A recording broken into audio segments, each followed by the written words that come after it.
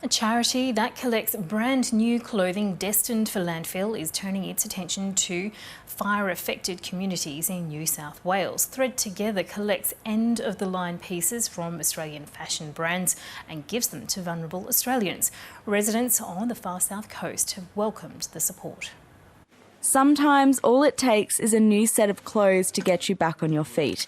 Just because we've been through a fire and we've lost all that doesn't mean to say I can't look good and feel good. You can't feel bad when you're dressed like this. Paul and Oksana lost their Wonboyne home and all of their belongings to the fires earlier this year. They've since started to rebuild their lives with help from charities like Thread Together.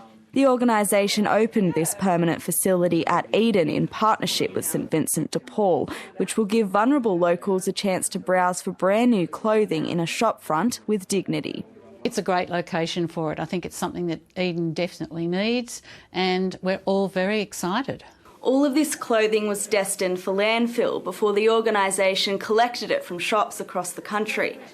So far, over 1 million pieces have been diverted from the tip, helping dress more than 300,000 Australians.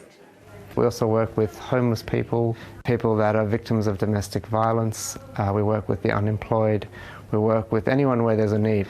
For Paul and Oksana, it's been a big morale boost.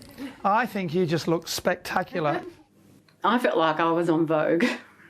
I felt like I couldn't stop dancing around and look at this and how about this and what do you think of that? And I just felt, just transported. A little bit of escapism after a difficult year. Kira Proust, ABC News, Eden.